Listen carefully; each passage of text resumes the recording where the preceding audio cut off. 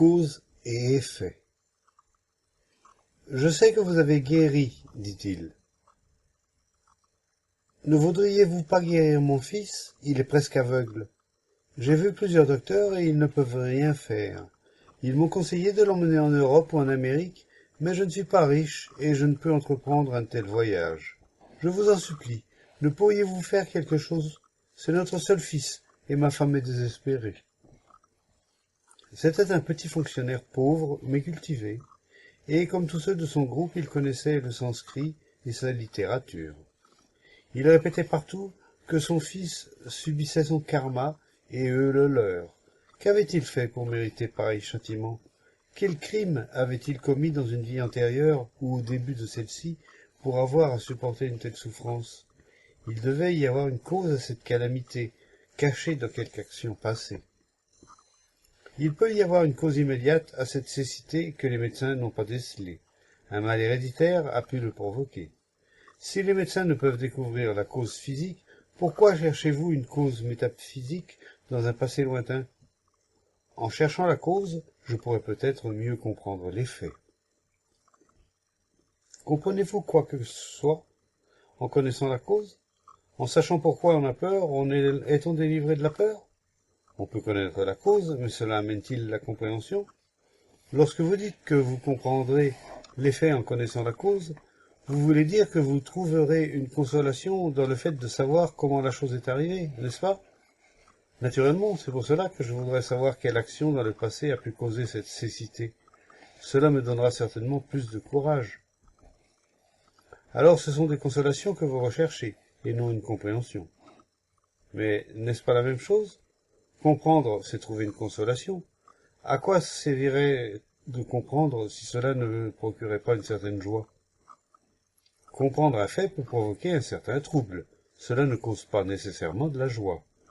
Vous voulez être rassuré, vous voulez des certitudes, et c'est pour cela que vous cherchez. Vous êtes troublé par le fait de la maladie de votre fils, et vous voulez être apaisé. C'est cet apaisement que vous appelez compréhension. Vous vous mettez en route, non pour comprendre, mais pour trouver des consolations. Vous avez en vue l'apaisement de votre trouble, et c'est cela que vous appelez chercher la cause. Ce qui vous importe avant tout, c'est de dormir, de n'être pas dérangé, et vous cherchez le moyen d'y arriver. Nous avons bien des façons de nous endormir. Dieu, les rituels, les idéaux, la boisson, et ainsi de suite. Nous voulons échapper à tout ce qui nous gêne, et la recherche de la cause est un moyen d'échapper. Pourquoi ne chercherait-on pas à éviter ce qui est désagréable? Pourquoi ne devrions-nous pas essayer de ne pas souffrir? Fuir vous empêche-t-il de souffrir? Vous pouvez fermer la porte pour ne pas voir un spectacle pénible, pour ne plus avoir peur. Mais la chose est toujours là, derrière la porte, n'est-ce pas? Ce qui est étouffé ou rejeté n'est pas compris. Vous pouvez étouffer ou discipliner votre fils, mais cela ne vous aidera certainement pas à le comprendre. Vous cherchez la cause afin de fuir la souffrance et le trouble. C'est avec cette intention que vous cherchez, et naturellement vous trouverez ce que vous cherchez. Il n'est possible de se libérer de la souffrance que lorsqu'on observe son processus, lorsqu'on a conscience de chacune de ses phases, lorsqu'on a connaissance de toute sa structure. Éviter la souffrance ne fait que l'augmenter. L'explication de la cause n'est pas la compréhension de la cause. L'explication ne vous libère pas de la souffrance. La souffrance est toujours là, mais vous l'avez recouverte par des mots, des conclusions, qu'elles viennent de vous ou qu'elles soient le fait de quelqu'un d'autre n'y change rien.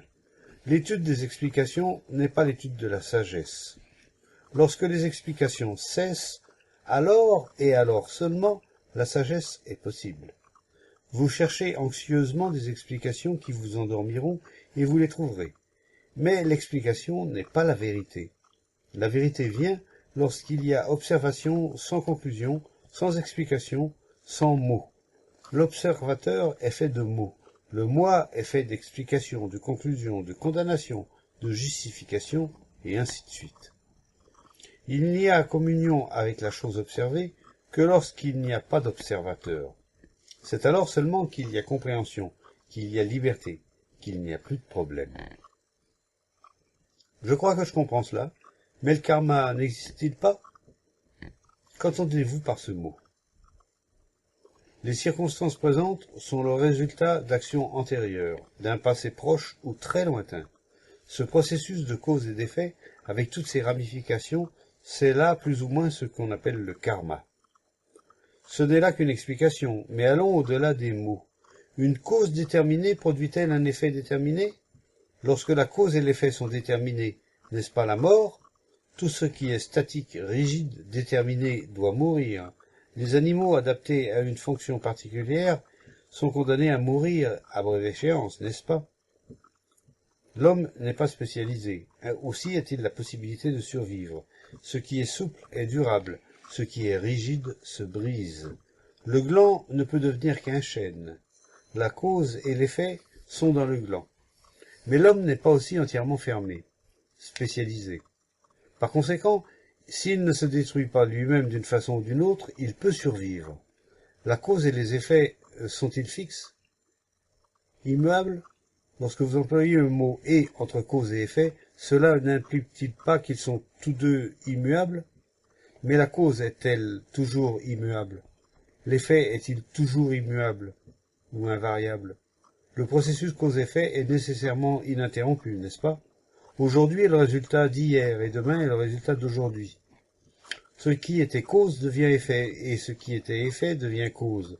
C'est une réaction en chaîne, n'est-ce pas? Une chose découle d'une autre et il n'y a aucun point d'arrêt. C'est un mouvement constant qui ne se fixe jamais.